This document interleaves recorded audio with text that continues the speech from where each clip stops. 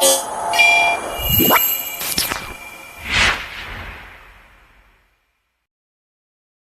text arrives at 11:47 p.m. on a Thursday.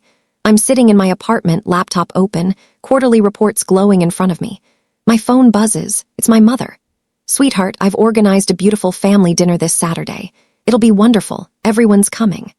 I read it 3 times. Everyone, 33 relatives. 3 generations of the family I was born into, all gathering at our childhood home while I received a text notification instead of a personal invitation. Not a call, not a conversation. A message sent at midnight, written like she was texting a distant acquaintance. I set my phone down and didn't respond. That silence, that pause before I typed back, that's where this story begins. Not with anger, not with tears, with the cold, sharp realization that something fundamental had shifted in my family's treatment of me, and I was about to find out exactly how deep the damage went. I had no idea, sitting in that quiet apartment, that this dinner would become the catalyst for everything that followed. That by the time Saturday night arrived, I would already be 3 steps ahead, watching them move like pieces on a board they didn't realize I was controlling. They say revenge is a dish best served cold. I just didn't know how cold I could become. Let me show you who I was before the dinner. Not the person they made me become, but the person I actually was. My name is Sarah. I'm 32 years old. I have a corner office on the 28th floor of a commercial building downtown where I manage financial portfolios for high net worth clients. I'm the youngest senior analyst my firm has ever hired. That takes focus. That takes discipline. That takes showing up every single day and being better than the expectations people set for you. My apartment isn't fancy. It's clean. It's organized. White walls, dark wooden furniture, plants on the windowsill that I actually remember to water. I live alone by choice, not circumstance. I chose quiet. I chose control. But before all that, before the career, before the independence, I was a daughter. I was the middle child in a family of 5. I had a role. I had a place at the table. My father passed away when I was 16. Sudden. A heart attack in the driveway on a Tuesday afternoon. I remember my mother screaming. I remember my older brother going completely silent, just staring at nothing. I remember my younger sister asking if Dad was coming home for dinner. After he died, our family did what families do. We fractured and reformed. My mother leaned on my older brother, David. He was stronger, more reliable. He became the financial provider, the problem solver, the golden child. My younger sister, Emma, became the dependent one, the one who needed support, attention, comfort. She was the vulnerable one, and people rose to protect her. I became the stable one, the one who didn't need anything, the one who held herself together so everyone else could fall apart. I was good at that role. Too good. By the time I turned 25 and moved into my first apartment, I'd trained my entire family to believe that Sarah doesn't need help. Sarah is fine. Sarah is handling it. Sarah is always handling it. I called my mother every Sunday. She took 40 minutes to ask about my week before pivoting to her problems. David's business struggles, Emma's relationship drama, the bills piling up, the stress, the pressure. I listened. I advised. I supported. When my mother's car needed repairs, I paid for them. When David's restaurant faced cash flow problems, I loaned him money, which he never fully repaid, though we both pretended otherwise. When Emma needed tuition for her nursing program, I didn't even hesitate. I just made it happen. I was the invisible support system, the one who showed up, the one who never complained, the one who was so independent, so capable, that no one ever stopped to ask if I was actually okay. The last time I saw my family in person was 3 months before the dinner, my mother's birthday. I drove 4 hours back to my hometown, brought flowers, brought wine, brought a check for $500 that I could barely afford at the time. The family gathered around the dining room table, the same table where we'd eaten meals as a child, where my father's absence had slowly become normal. David was on his phone the entire time. Emma was complaining about her shift at the hospital. My mother was in a mood about something my brother's wife had done years ago. She was still angry about it. She brought it up, rehashed it, made everyone uncomfortable with ancient grievances that I had to smooth over, negotiate through, redirect. I stayed late to clean up. I washed every dish while they disappeared into the living room. I dried each one carefully and put it away in the exact same spot it had always been in. When I finished, I walked out to my car alone. No one came outside to say goodbye. David texted me 3 days later. "Thanks for the check, sis. You're the best." That was our relationship in one text message. That was my role in the family. Now, as I sat in my apartment reading that 11:47 p.m. text about a dinner where I wasn't being invited properly, where I was being informed rather than included, something in me went very, very quiet. I drove back to my hometown on Saturday afternoon, 4 hours in my car, alone with my thoughts. I'd had 48 hours to process my mother's text, and in those hours I'd made a decision. I was going to go to the dinner. I was going to show up, and I was going to watch. That's where my planning began. Not with rage, with observation. The house looked the same as it always did. Older, maybe. The paint on the front shutters was starting to peel. The lawn needed work. My mother stood in the doorway when I pulled up, and she greeted me with a smile that didn't reach her eyes. "Sarah, you came." "I'm so glad you're here." Not "I missed you." Just the bare acknowledgement of my presence. "Of course I came," I said, and I smiled back at her. The same empty smile. I walked through the front door, and it hit me immediately. The house was completely transformed. Expensive catering equipment in the kitchen. Florists had been there. I could see the professional floral arrangements in every room. The dining table had been extended with extra panels. Professional linens, expensive dishes. The whole family home had been staged like a magazine spread for a party. For 33 people. For everyone but me, the text was clear. I found David in the kitchen helping to arrange platters of food. He looked surprised to see me, which I'd expected. "Sarah, you made it. That text Mom sent you about a family dinner, did that mention I was coming?" I asked. He laughed it off. "Your family, obviously you're invited." I got a text at midnight, not a call, not a personal invitation, a text. Texts everything, you know how she is. I did know. That was the problem. Emma appeared then, wearing a new dress that looked expensive. She hugged me with the kind of enthusiasm she reserved for people she hadn't seen in years. "Sarah, oh my God, you look so tired. Are you sleeping enough?" 3 seconds of her presence, and she'd already managed to plan an insult under the guise of concern. "Fine," I said. "Just the drive." By 7 o'clock, the house was full. I watched as they arrived in clusters. My mother's siblings, 3 uncles and 2 aunts with their spouses. My cousins with their children. Second cousins I barely recognized. The dining room filled with the kind of noise that comes from people who felt like they belonged, who felt welcome, who felt wanted. I stood in the corner of the living room, watching my mother work the crowd like a politician. She was charming. She was warm. She was telling stories, laughing, touching people on the shoulder, making them feel seen, with everyone except me. When she looked at me, there was a kind of obligation in her eyes, the duty of a mother, but not the love of one. Dinner was called at 8. The seating arrangement was carefully orchestrated. David was at one end, looking important. My mother was at the head. Emma sat next to her, positioned like the vulnerable daughter who needed proximity to her mother's protection.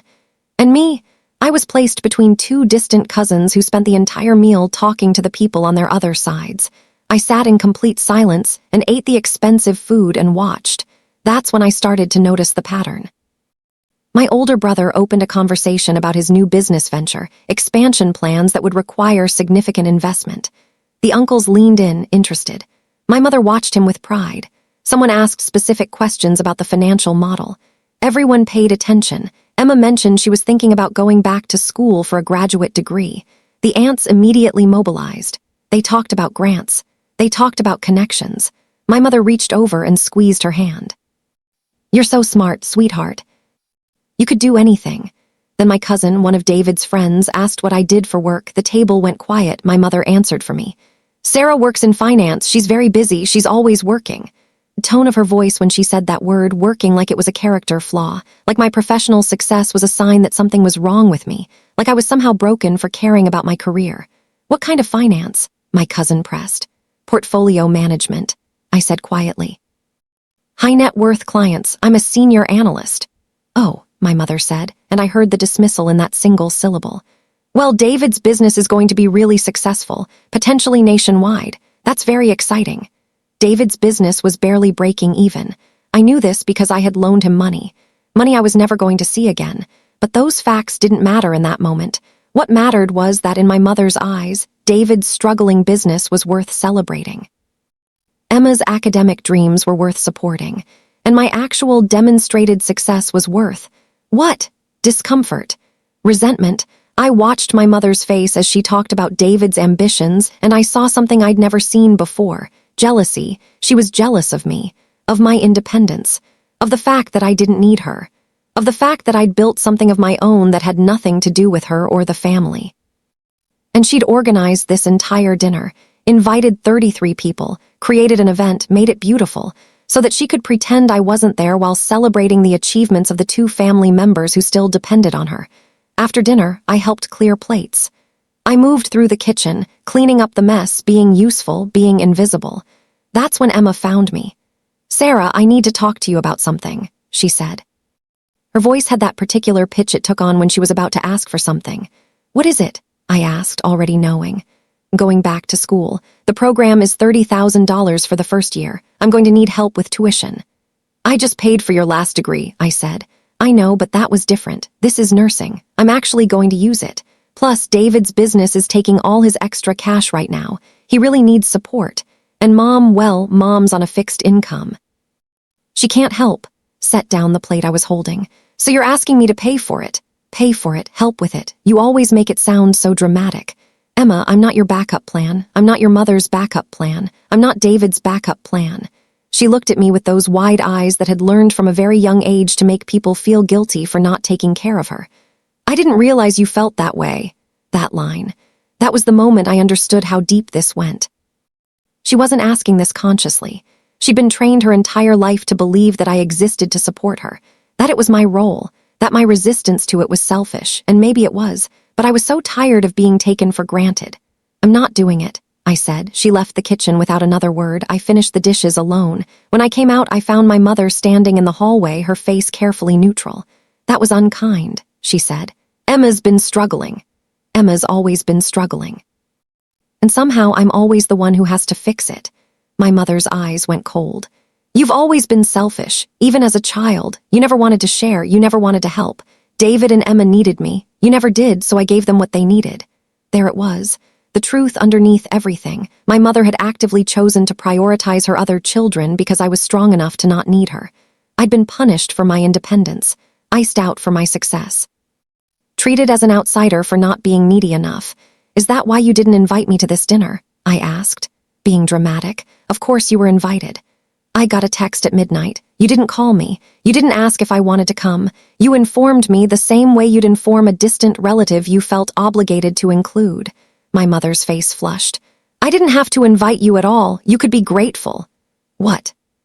"For being included as an afterthought. For everything I've done for you," she snapped. "For raising you, for giving you everything. You gave me what you gave me and you made me feel guilty about not needing more," I said quietly. "That's not a gift, Mom, that's conditioning." She turned away from me. "I don't have time for this, I have guests." As she walked back toward the living room, I realized something crucial. This wasn't going to be fixed with a conversation. My mother didn't see the problem.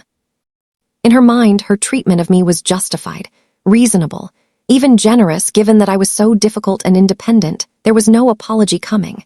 There was no moment of realization where she'd understand what she'd done. Instead, I understood something else. I was going to have to make her understand. I drove back to my apartment at midnight that same night. I didn't say goodbye to my mother. I didn't hug my siblings. I just left. The next morning, my mother called me. Then she called again. Then she texted. Then she had David call me. "Mom's worried about you," he said. "She said you left angry last night." "I did leave angry," I said. "I'm still angry." "Come on, Sarah, you're overreacting. It's just a family dinner. Just a family dinner." As if the entire evening hadn't been engineered specifically to make me feel less than, as if I was being unreasonable for noticing. "I'm going to need some space," I told him. "For how long?" "I don't know yet." He sighed, annoyed, as if my need for space was an inconvenience to him. "You're going to hurt Mom's feelings." "My feelings are hurt, David. Isn't that worth considering?" There was a pause, then, "Mom said you wouldn't help Emma with school. That's pretty cold." So they'd already put their spin on it. I was the cold one, the selfish one, the one who was hurting the family. I hung up without answering. For the next 3 weeks, I told no one what I was doing. I quit my gym membership but told no one. I asked my firm if I could work from home 2 days a week. My boss approved it immediately. She'd been pushing for better work-life balance across the team. But what I was actually doing was creating time. Unmonitored time. Time that wouldn't show up in office records or building security logs. I opened a new email account, using a VPN to create it. Then I created a second one. I set up a cloud storage account that was completely separate from my work account. I bought a second phone, a cheap burner, and paid cash for the SIM card. To anyone watching, I was just being stressed about my job, working from home more, staying in, pulling back from the family drama, but I was doing something else entirely. I was building a map. I started with what I already knew. My mother had a fixed income from my father's life insurance policy, about $4,000 a month. She also received Social Security. She was never going to be wealthy, but she was stable. What I needed to understand was how she was paying for things, that expensive catering, those professional flowers, the house renovations, the nice linens and dishes. Money had to come from somewhere. I called my mother's house phone, pretending to be from a local landscaping company. When she answered, I asked if she was satisfied with the job we'd done on her lawn in the previous months. She was confused. No one had done any recent work. I apologized for the mix-up and hung up, so that expense wasn't coming from service providers she was paying, but someone was maintaining her property.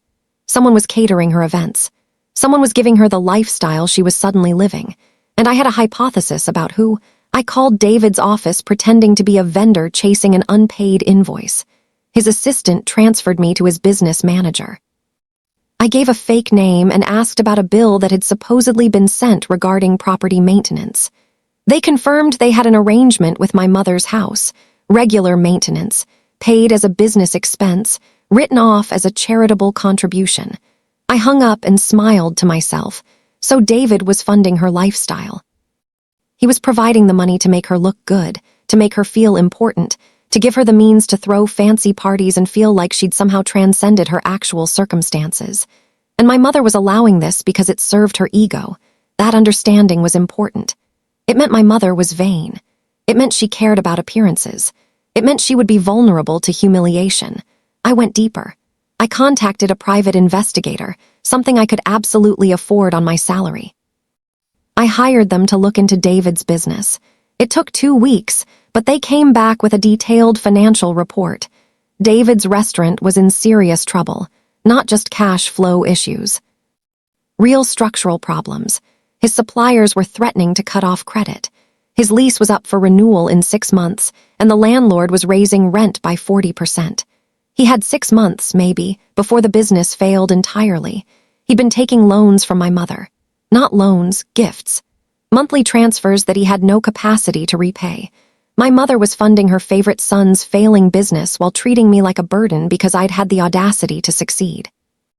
The irony was so sharp it nearly made me laugh, but it also gave me leverage. I needed to understand the full picture before I moved forward. So I did something else. I hired a forensic accountant to look at my mother's financial records. This required more creativity. I had to petition the court based on a false claim that my mother's will might be invalid due to undue influence. The accountant was able to access a snapshot of her finances. What they found was enlightening. My mother had taken out a second mortgage on her house. She had credit card debt I didn't know existed. She had made large cash withdrawals from her savings accounts that had no clear purpose. She was going broke funding my brother's dreams and my sister's education and her own need to feel important.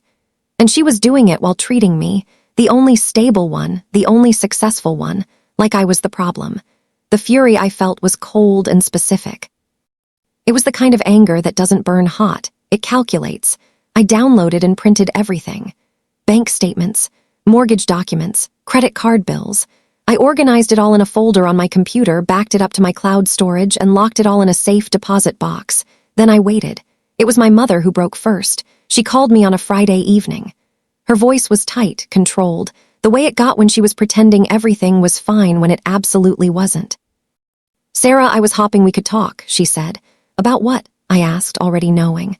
"About the dinner, about Emma, about your behavior lately." "What about my behavior? You've been cold to us, you've been distant, your brother's worried about you." I stayed silent.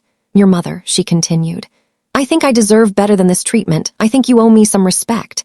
That word, respect, as if respect was something I was supposed to give her automatically, regardless of how she'd treated me. "I need to know something," I said calmly.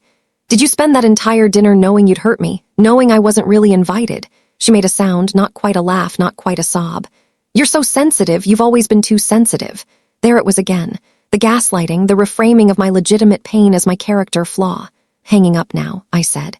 "You dare hang up on me?" I hung up. She called back 17 times over the next 3 days. David called, Emma called. My mother even tried to reach me at my office, which I found particularly manipulative. They left voicemails. They sent texts. They framed everything as me being the problem, me being difficult, me being ungrateful. My favorite message was from David. Mom's really upset. You need to call her and apologize for hurting her. Apologize? As if my pain was the injury here. As if my refusal to keep accepting their treatment was the real crime. That's when things shifted into a new phase. Emma's school. It turned out she'd applied to the graduate program but lied about whether she'd been accepted. She hadn't gotten in.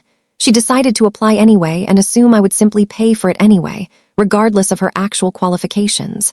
When that particular lie came to light, my mother blamed me. Emma was struggling because you made her feel like a failure. David's restaurant started having serious legal problems. There was a health code violation that had apparently been brewing for months.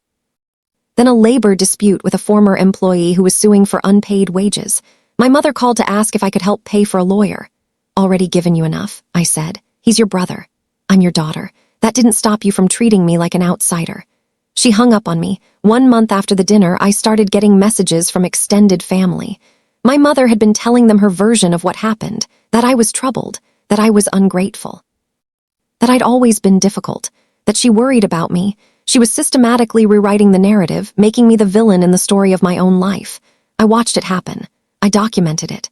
I saved every message, every voicemail, every text where they tried to gaslight me or manipulate me or convince me that I was the problem. And I waited, because I wasn't done preparing yet. 6 weeks after the dinner, my therapist asked me how I was feeling. I'd started seeing a therapist 3 years ago, a professional habit, something I did to manage stress. Now I was going twice a week. Not angry anymore, I told Dr. Morrison. She looked up from her notes. Can you say more about that? Anger is unstable, I said. Anger makes you reactive. Anger makes you vulnerable. I'm past anger now. What have you moved into? She asked carefully. Clarity, I said. I can finally see what happened. Not the emotional version, the actual version. The facts of it, she nodded, making a note. Sarah, I want to be careful here. Clarity that comes from releasing anger is healthy. But if this is a different kind of emotional management, if you're suppressing pain by intellectualizing it, that's something we should work through. I'm not suppressing, I said, and I meant it. I'm just no longer interested in what they feel about it. I'm interested in what I'm going to do. That distinction was important. I hadn't numbed myself. I just redirected the energy.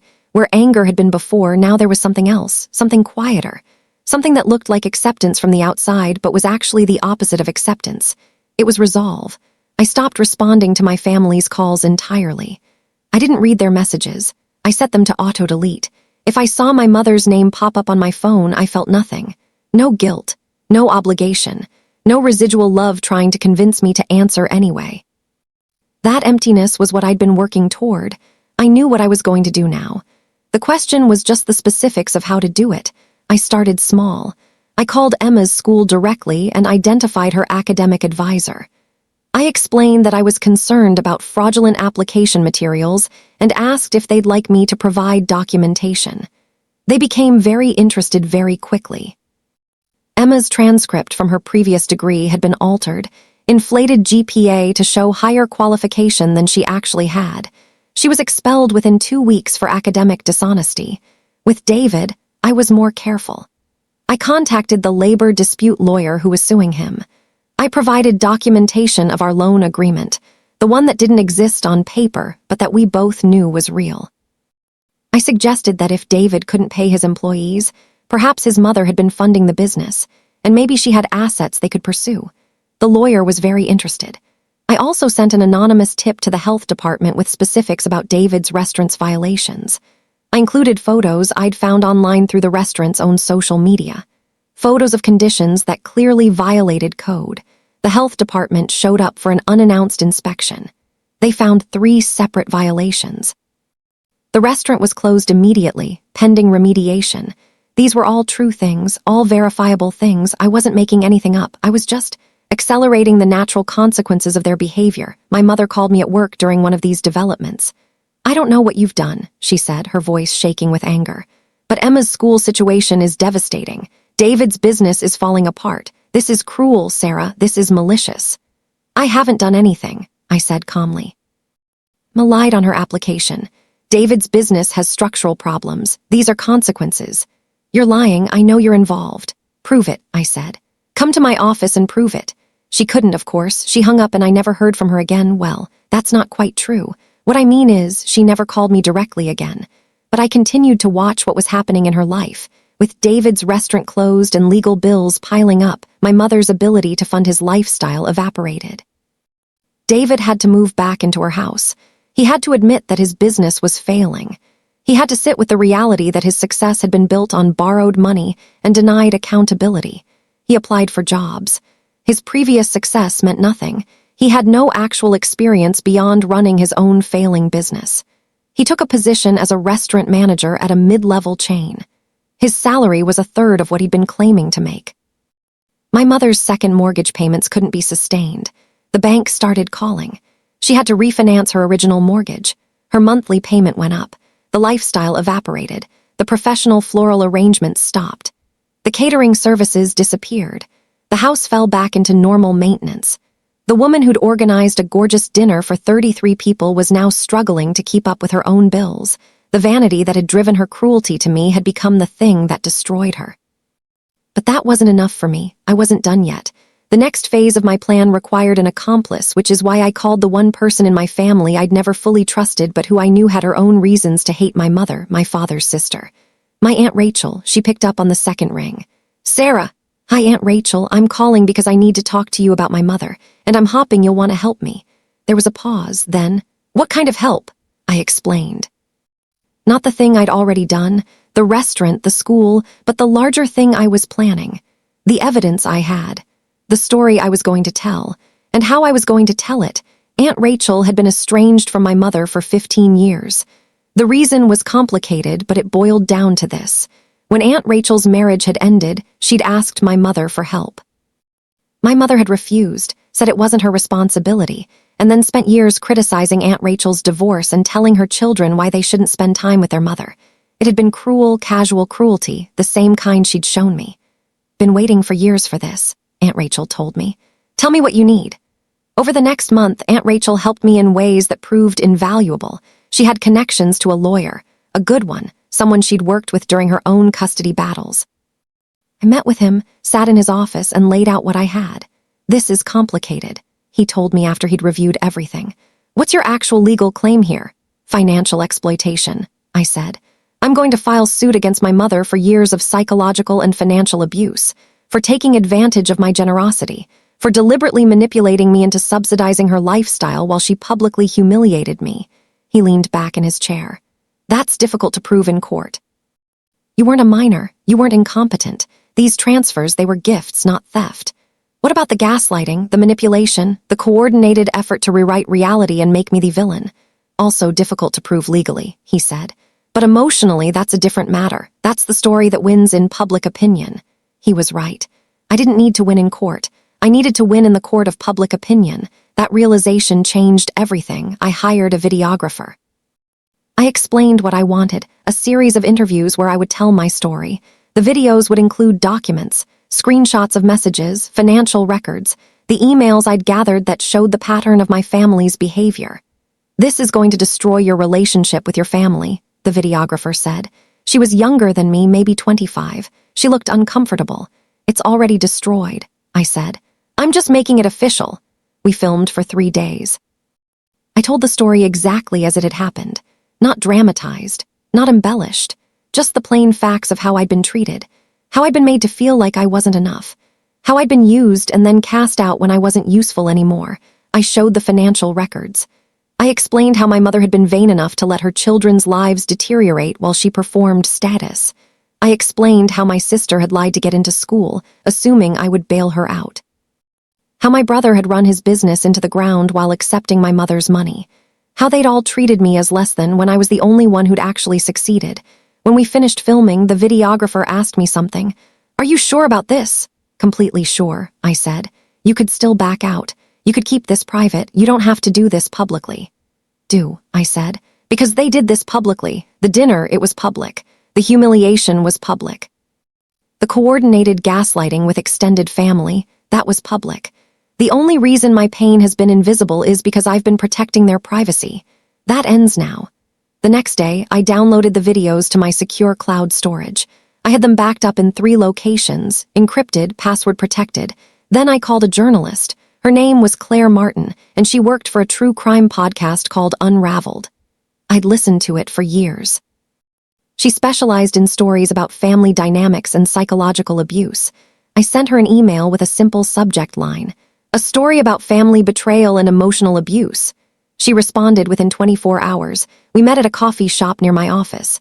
She was in her 40s, sharp-eyed, the kind of person who could probably see through bullshit from across a room.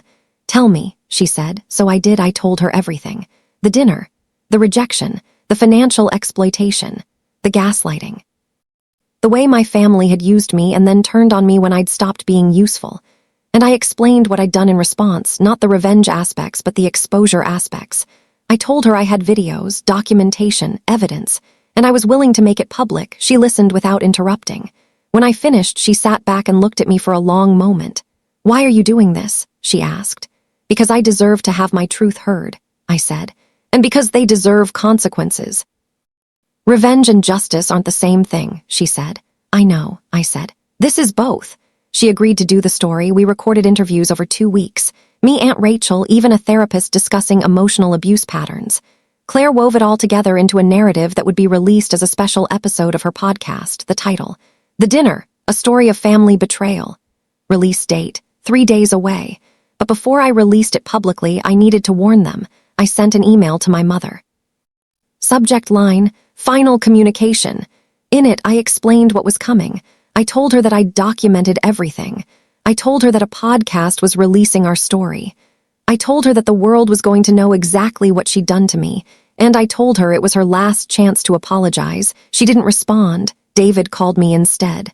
"What the hell are you doing?" he shouted. "Mom is having a panic attack." "Do you understand what you're about to do to this family?" "I understand exactly what I'm doing," I said. "I'm telling the truth. This is insane. This is destructive. You're going to ruin us." "You ruined yourselves," I said. "I'm just not going to be complicit anymore." Sarah, I hung up. That night I slept more soundly than I had in months. The podcast dropped on a Friday morning at 6 a.m. I knew it was coming, of course. I'd listened to the finished version 3 times.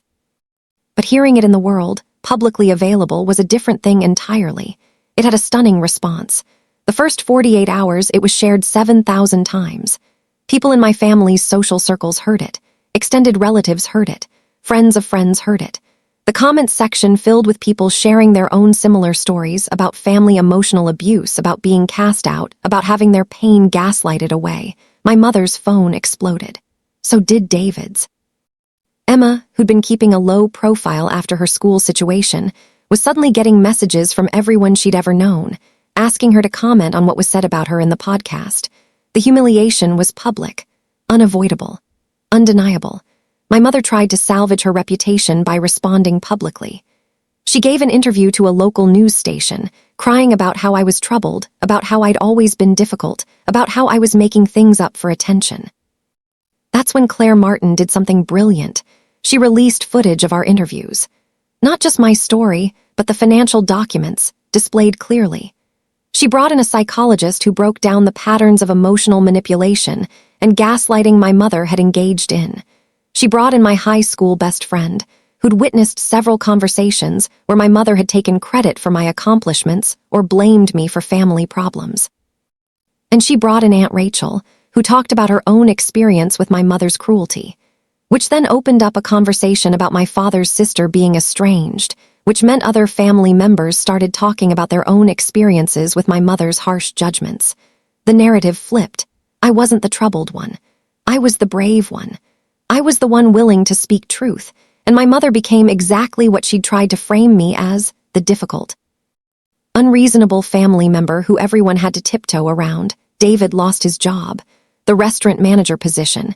His employer listened to the podcast and realized that the person they'd hired had been running a failed restaurant that the health department had shut down. They wanted someone reliable, not someone with that kind of baggage. He was let go with no severance. He had 3 weeks before he ran out of money. He had no job prospects. He had a failed business on his record. He had a mother he'd been living with who suddenly found out that her neighbors and friends knew about the loan she'd been giving him. The shame of it was crushing for him. Emma's situation was more complicated. She'd been lying about her acceptance to grad school to everyone. The podcast mentioned how she'd assumed I would pay for something she hadn't even gotten into. She'd been publicly humiliated, yes, but the deeper problem was that everyone now knew she'd lied. She'd fabricated success. She'd been fraudulent. She started getting messages from people questioning her credibility. Her nursing degree came under scrutiny. If she'd lied about one thing, what else had she lied about? She considered quitting nursing entirely. And my mother. My mother became a cautionary tale. The woman who'd been so preoccupied with maintaining appearances that she'd driven away her most successful child. Who'd favored her children's needs over the one who actually had her life together. Who'd used guilt and manipulation to extract resources, and when that stopped working, she'd gaslighted her daughter into believing she was the problem. The podcast sparked a broader conversation about family dynamics and emotional abuse. Universities started using clips of it in psychology classes. Other people who'd experienced similar situations reached out to Claire Martin with their own stories. My mother got messages from distant relatives she hadn't spoken to in years. They were calling to ask if she was okay, to express sympathy, but really they were gathering information. And the information they got was the podcast, the undeniable documentation of what she'd done. But here's the twist I hadn't expected. 3 weeks into the podcast, I got a message from my mother's financial advisor. He was concerned, he explained, about my mother's financial stability. He'd noticed unusual activity in her accounts. She'd been making cash withdrawals. She'd been talking about selling her house. He was reaching out to Sarah to me because he wanted to know if there was family concern that my mother might be in psychological distress. I told him the truth, that my mother was dealing with the public consequences of her behavior, that she was experiencing shame and humiliation, that her social standing in her community had changed. Is she in danger? He asked. Is she suicidal? That was a question I had to sit with. Truthfully, I didn't know. I didn't want my mother to harm herself, but I also didn't care if she experienced consequences. I don't know, I told him, but she needs help, professional help, not financial help, emotional help. He said he would contact her. He said he would try to get her to see someone. I wondered after I hung up if I'd gone too far. But then I thought about the dinner. I thought about being treated like I didn't belong at my own family's gathering. I thought about being ignored, dismissed, made to feel less than. No, this was justice, not cruelty. The question was whether justice, once unleashed, could still be called that. The confrontation came on a rainy Thursday. My mother showed up at my office building. I was on the 28th floor when my assistant called and said there was someone in the lobby asking to see me. I told her to send my mother up. I braced myself. I stood when she came through the door. She looked smaller than I remembered. Thinner. Her hair had more gray in it. She looked like someone who'd been systematically dismantled by shame. Don't, I said before she could speak. Don't try to manipulate me. Don't try to make me feel guilty. Just say what you came to say. My mother sat down without being invited. She stared at her hands for a long time. I listened to the podcast, she said finally. Multiple times, I read every article. I read the comments. I read what people said about me. I said nothing. Right, she said. You're right, I treated you badly. I favored your siblings. I made you feel like you were the problem when really I was the problem. This was what I'd waited for, an admission, an apology. I felt nothing. I was jealous of you, she continued. After your father died, I was so scared. I was alone. I had 3 children and no partner and no money. You got older and you became so independent, so capable. And I looked at you and I thought, she doesn't need me. I failed as a mother because my daughter doesn't need me. She looked up at me. So I made sure your siblings needed me. I made sure they depended on me. And I told myself that I was being a good mother, that I was being protective. But really, I was just scared of being irrelevant. The words hung in the air between us. I ruined your siblings' lives to keep them dependent on me, she said. And I treated you like you were cold for being the only one who actually succeeded. That was cruel. That was destructive, and I'm sorry. I listened to that apology and I realized something. It didn't undo anything. Acknowledgement of harm doesn't erase the harm. Okay, I said. That's it, my mother asked. Just, okay. What do you want me to do? I asked. Do you want me to forgive you? Do you want me to say everything's fine? Do you want me to take responsibility for managing your guilt about what you've done? She flinched. Not going to do that, I said. The podcast was my truth. Everything in it is documented. Everything in it is real. You've had to face consequences for your behavior. That's not my responsibility to fix. I understand, she said quietly. I wanted you to know. I wanted you to understand that I know what I did and I'm sorry. I heard you, I said. I don't forgive you. I don't know if I ever will, but I heard you. She stood up. She moved toward me like she might hug me, and I stepped back. Don't, I said.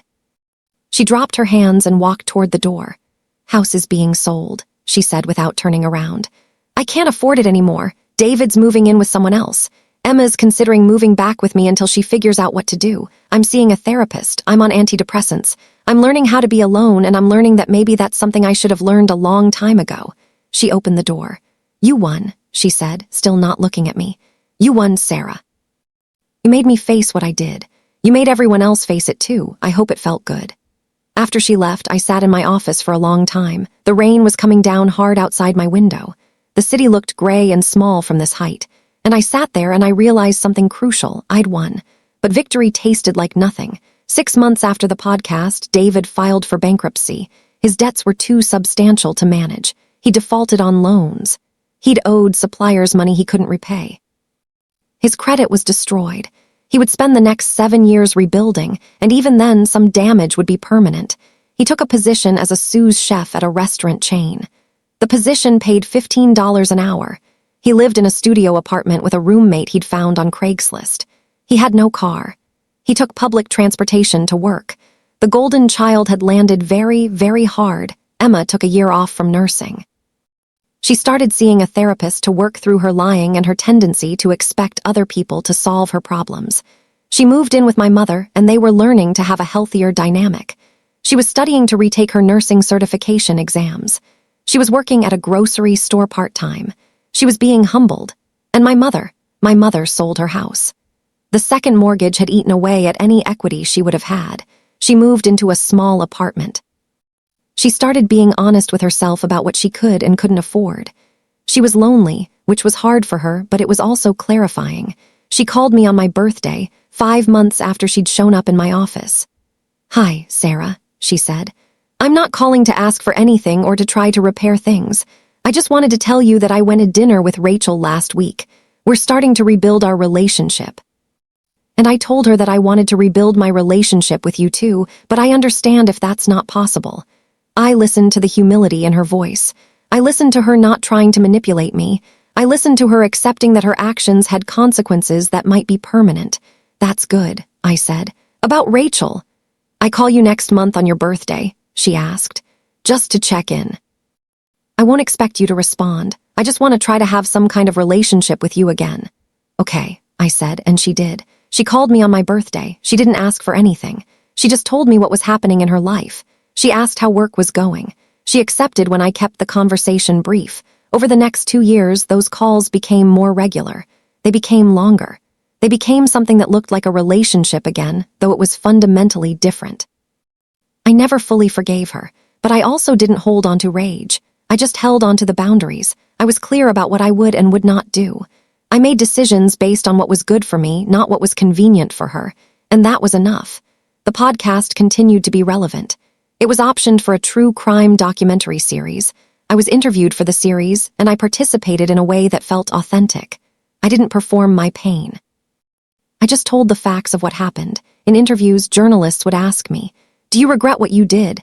Do you feel guilty about the suffering your family experienced?" And I would always give the same answer. I regret the family I was born into. I don't regret telling the truth about it. My family suffered because they were held accountable for their behavior, not because I maliciously attacked them. There's a difference. That distinction mattered to me. I had not been cruel. I had been clear. I had not punished. I had exposed. And in exposing what had been hidden, I'd created space for actual healing. Not healing for my entire family, but healing for me, because here's what I finally understood. The dinner wasn't about a family gathering. It was about being seen. It was about mattering. It was about belonging. I'd been trying to earn my belonging by being perfect, by being independent, by being so successful that they'd have to acknowledge my worth. But you can't earn belonging by being successful. Belonging is something you either have or you don't. And if you don't, no amount of achievement is going to change that. What changed wasn't my family's love for me. It was my understanding of what their love was actually worth. I stopped needing them to be proud of me. I stopped needing them to include me. I stopped needing them to validate my choices. And in that release, I found something better than revenge. I found freedom. It's been 3 years since the dinner. My mother and I have a relationship now. It's not warm. It's not the easy comfort of people who trust each other implicitly, but it's real. We have dinner together maybe once a month. We text sometimes. I know what's happening in her life. She knows what's happening in mine. David is still rebuilding. He takes longer shifts for less pay. He's humbled. He calls me sometimes to ask for advice about his situation. I give him advice. I don't give him money. That boundary is firm. Emma is back in school. She's working through her nursing degree again, this time with integrity instead of fraudulence. She's learning that asking for help is different than expecting people to solve her problems for her. Aunt Rachel and I became close. She had the family relationships I'd been looking for. She and my mother are rebuilding too, slowly, carefully. The podcast launched a whole series. People reached out with their own stories of family betrayal and emotional abuse. Hearing those stories helped me understand that what I'd experienced wasn't unique. It was part of a larger pattern in how families function, how people use vulnerability as currency, how shame becomes the weapon of control. My career continued to advance. I made partner at my firm. I'm now one of the youngest senior partners in company history. People sometimes ask me if I feel vindicated, if my professional success somehow validates that I was right and my family was wrong. But that's not what happened. What happened is that I stopped needing validation from my family. I built a life that was mine. I made myself successful for myself, not for them. And once I did that, I could finally see them clearly without the fog of needing their approval. The dinner was the moment everything changed, but not because of what happened at the dinner. It was because of what I did afterward, because I stopped accepting the role I'd been assigned. Because I stopped being the invisible support system, the strong one who didn't need anything, the daughter who'd been trained to believe that her worth was measured by what she could give others. I wrote a book about it, actually. A memoir about family dynamics and emotional abuse, and the long process of building healthy boundaries with people who don't want to respect them. It was published 2 years after the podcast and became unexpectedly popular. People messaged me. They told me my story had helped them leave toxic relationships. It had helped them stop accepting cruelty from people they loved. It had helped them understand that loyalty and self-respect aren't mutually exclusive. That's what I'm most proud of. Not that I destroyed my family. Not that I made them suffer, but that I refused to be invisible anymore. And in that refusal, I gave permission to other people to do the same. The dinner that was supposed to be the moment I was erased became the moment I finally became visible. To myself, if not to anyone else. And that was enough. That was everything.